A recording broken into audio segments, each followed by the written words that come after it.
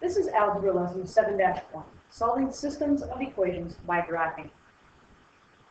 System of linear equations is two or more linear equations for which a common solution is looked for or sought, which means you basically are going to be graphing two lines and trying to find where those two lines have something in common. Most of the time that is where they cross. The solution to a system of linear equations is an ordered pair that makes all of the equations true simultaneously. A system of linear equations can be two equations, three equations, four equations, or more equations. For this purpose of this algebra class, we're going to stick with just two equations at one time. No solution means a linear system in which no ordered pair is common to all of the equations. And we'll talk about how and why we get systems that have no solution. And infinitely many solutions is a system of linear equations in which all the coordinates are a solution to both systems simultaneously. Again, we'll discuss when and why that occurs. One of the things you have to be able to do is determine whether a coordinate given is a solution to a system of equations, because if you know how to do this, then you can check and make sure that a system of linear equations, when you find a solution, that solution is truly a solution to a system of linear equations. So if I have the equation y equals 4x minus 7 and x plus y equals 8, and I'm given the point 3, 5, I want to see if 3, 5 is indeed a solution to this system of equations. In order to do this, I need to put 3, 5 into both the systems and see if it makes a true statement both times. Remember, in a coordinate pair like 3, 5, 3 is the x value and 5 is the y value. So I like to keep my equations simple by numbering them, so I will have equation number 1 and equation number 2, rather than having to refer back to the equation itself. It makes it much simpler to refer back to it. So in equation number 1, I have 5 equals 4 times 3 minus 7. All I did was substitute in 3 for x every time I saw the x, and 5 for y every time I saw the y. So I have 5 equals 12 minus 7. And we're wondering if that's true, so you really should put a question mark above the equal sign. 12 minus 7 is indeed 5, so 5 equals 5. So it's a solution to that equation. 3, 5 is a solution to the first equation. Let's check and see if 3, 5 is a solution to the second equation. So x is 3 plus y is 5. 3 plus 5, does that equal 8? Last time I checked, 3 plus 5 is 8, so 8 equals 8.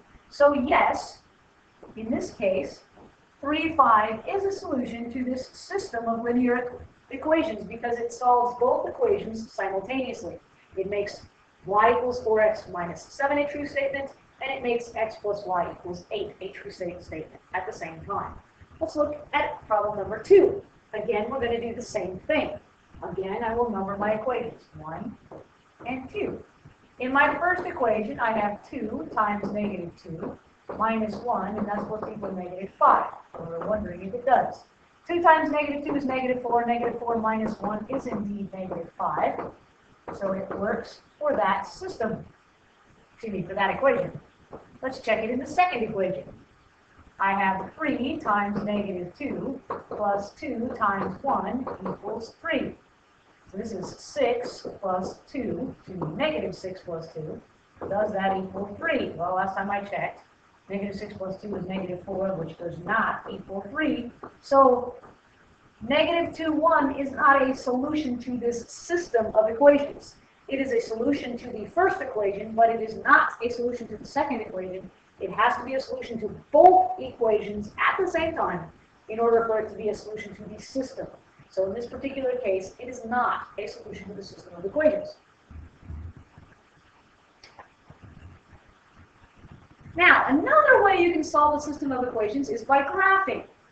We have learned various methods to graph. We can graph by making an x and y table, we can graph by slope-intercept, and we can graph by intercepts. I have no preference as to which way you graph.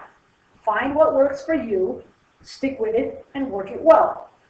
I have a tendency to look at an equation and say, oh, this one's easier to graph in slope-intercept form, so I'm going to graph that one in slope-intercept form. This one's easier to graph in intercept form, so I'm going to graph that one using intercepts. Whatever works for you is what I would suggest that you work with.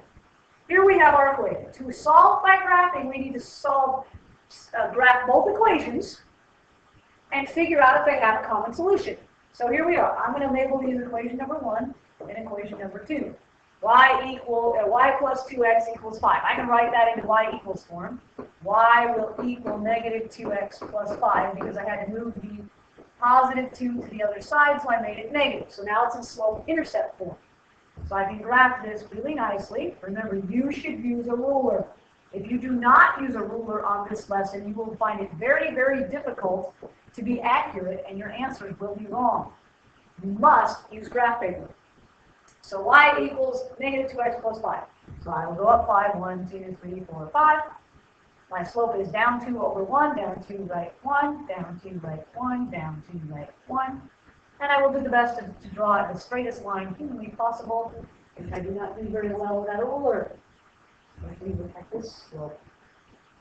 Now you should use a ruler. And of course, extend your line because you never know where it's going to cross.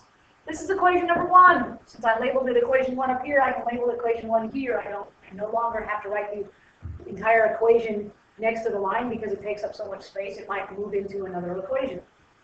My second equation, I'm just going to move it over here so that I can see it better. 2y minus 5x equals 10. I know that 10 is divisible by both 2 and 5, so I know this one will be very easy to solve using intercepts. So if x is 0, I have 2y equals 10, so y equals 5. If y is 0, I have negative 5x equals 10, so x equals negative 2. So I cross the x-axis at negative 2, that is right here. I cross the y-axis at 5, which is right here. And coincidentally enough, there's my second graph. Again, use a ruler. Nicely enough, these cross right there. That happens to be the solution. You must name the solution. You can't just graph them and stop. You must name the coordinate point at which they both intersected. They happen to intersect at 0, 1, 2, 3, 4, 5. So 0, 5 is the solution to this system of equations. Always list your solution as a coordinate pair. So we have that nice little solution right there. Let's take a look at another one. Problem number 2 here. Y equals 3x plus 2 and 6x minus 2y equals negative 4. So this is going to be equation 1. This will be equation 2. Equation 1 is in slope-intercept form. So again, I'm just going to draw an x and y-axis. Break my x-axis.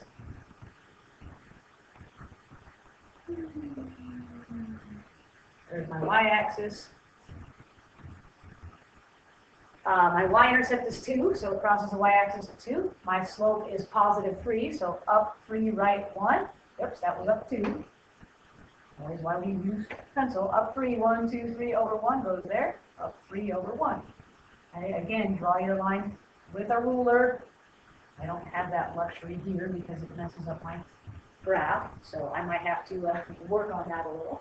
Second equation here, again, I'm looking at this going, ooh, it's in standard form. Could I use intercepts? Well, 4/6 is 2/3. I don't want to try to graph 2/3 and think it's right. So I think I'm going to put this in y equals form. So I have negative 2y equals negative 6x minus 4. Divided by negative 2. Y will equal 3x plus 2. That's so much better. Wait a second. That's the same equation as this guy, isn't it? So I've already drawn the graph. This is the equation of line 1, and this is the equation of line 2. So you might be asking yourself, my goodness, what is the solution to this equation? Or what is the solution to this system of equations?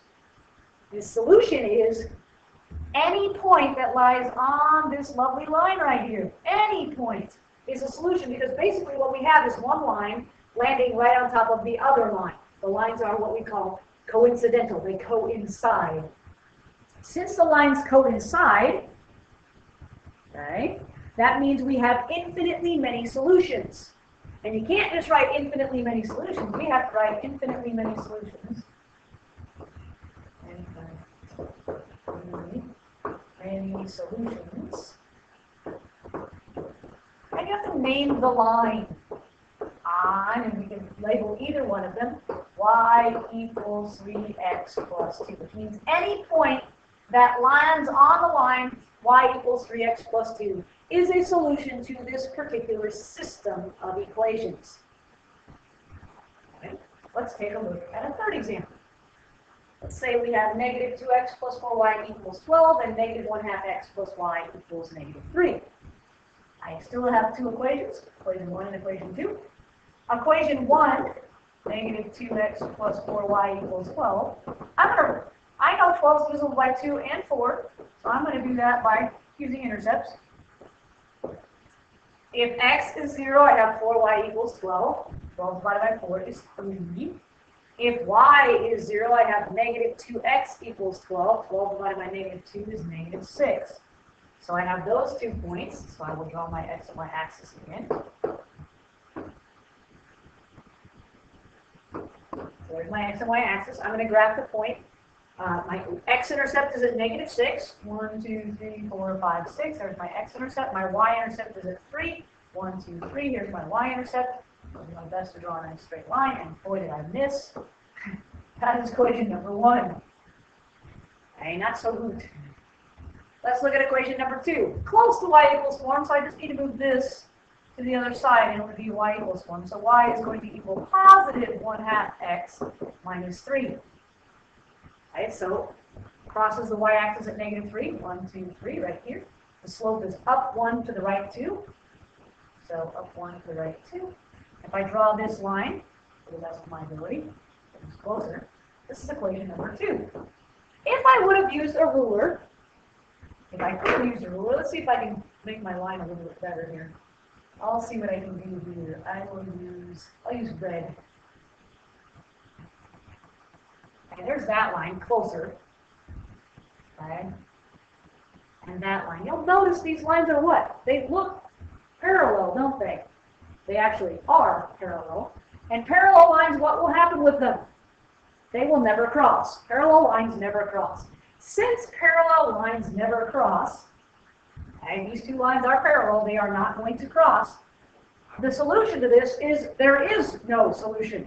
They're parallel lines. Lines that are parallel have no solution. So we would write parallel lines.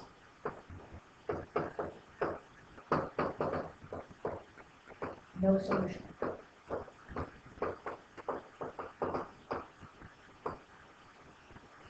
So as you can see, when you graph a system of linear equations, one of 3 things is going to happen. The lines will cross at one point, giving you one distinct solution.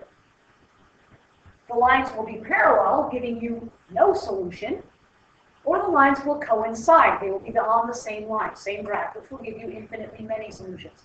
Only one of the 3 of those things can occur when you have 2 linear equations. They'll cross at one point, giving you one solution. They will be parallel, giving you no solutions. They will land one on top of the other, giving you infinitely many solutions. Now, you can also use a system of equations to understand word problems. We've done equations with 1 variable, but now we're going to do equations with 2 variables here. So let's take a look at this problem. It says, suppose you plan to start taking an aerobics class. Non-members pay $4 a class, while members pay a $10 fee, but they only have to pay $2 a class. Write an equation to model this data, find the solution by graphing, and explain what the solution means in terms of the situation. Okay, so the first thing I have to do, I'm going to take an aerobics class. Non-members pay $4 a class, while members pay $10 plus the additional $2 a class. Okay, so I'm going to let x equal number of classes. And I'm going to let y equal my total cost. This helps me determine how to write my 2 equations. Because I have to have 2 equations because it says a system of equations. Okay, I'm going to write an equation for non-members, and I'm going to write an equation for members. Okay, non-members will be my first equation. Non-members pay $4 a class, so their total cost will be $4 times the number of classes that they take. My second equation is based on my members. My members pay a $10 fee, but they only have to pay $2 a class. So they will pay $2 a class, but they have to pay a $10 fee, like a $10 joining fee. Okay? Like you do with the YMCA, you have to join the YMCA and then you pay so much per month or something. And members get a deep discount, whereas a visitor going to the YMCA would pay a lot more if they just visited. Okay, now we have these two equations. We're going to graph them. They're both in slope-intercept form. Makes it very, very simple. Here is a very interesting question. Can I take a negative number of aerobics classes? Absolutely not. Can I pay a negative amount of money? Absolutely not. So I do not need anything other than quadrant 1 to graph this equation. So I simply need quadrant 1, so I'm just going to use quadrant 1. I do not need any other quadrants. I'm going to slide these down just a little bit more so I can have a little bit more space. So y equals 4x, which means it crosses the y-intercept at 0, this is 4x plus 0, so it's right here, and it goes up 4 over 1.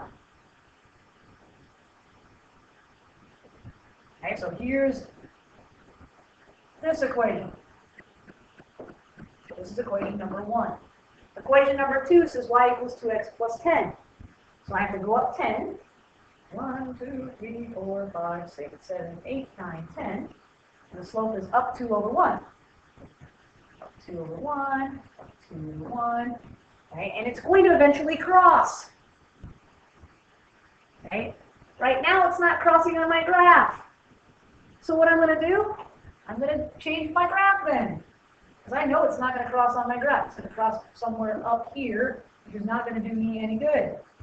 So I'm just going to go back here, redraw my x and y axis again. And now I'm going to count by 2's.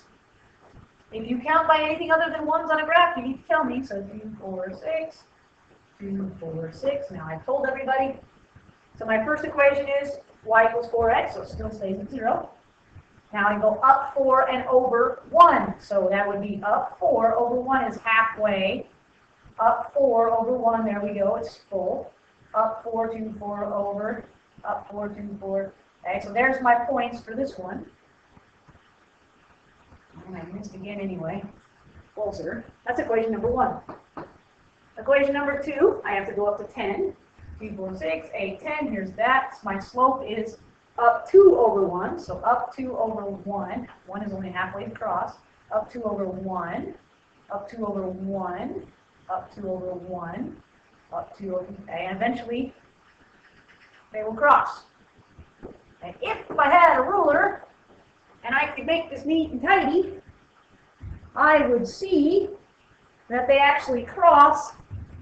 This is 6, 8, 10, 12, 14, 16, 18, 20. They cross somewhere around here. They should really be crossing like right here, which is actually the point 520. If you had a ruler, it would cross at 520 if you drew nice, neat, straight lines. So they cross at 520. That's the solution.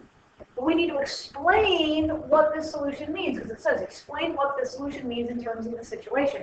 Essentially what it means is that since y is cost, this is my cost axis, and x is number of classes axis, the point 520 means at 5 classes, it will cost the same amount of money, $20, whether you join or don't join. Okay? It will cost $20 after 5 classes. Okay? At 5 classes, the cost for either plan is $20. Which means this. If I'm going to take less than 5 classes, it's probably cheaper not to be a member. If I intend to take more than 5 classes, it will be much cheaper in the long run to become a member. Because as you can clearly see, this is graph 2 here, I'm going to start saving money after 5 classes. But if I don't take, if this is what it costs per month, if I'm not going to take at least 5 classes per month, then it's not going to save me any money to join as a membership. Okay. As you can see, obviously, if you don't graph neatly, they are not going to intersect at a point where you can actually read it, and it will be very difficult to try to determine where your intersection is. And like I said, it's kind of hard for me. I try to graph these the best I can, but sometimes they work and sometimes they don't. Okay, if I was going to get a line here, I think that's too big. Let's use this line. Okay, if I try to get to all these points here, kind of like that. I still missed. I missed my point, so I can move my line a little bit. There we go. So there's that line. If I go back to my line here, my second line here, at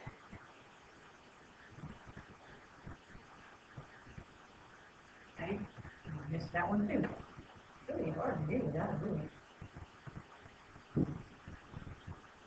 Okay, and it's closer to crossing at 520. Okay, so the more accurate you are with your ruler, the much better your graphs will look, and then you won't have all this funny stuff. So this is solving systems of equations by drafting.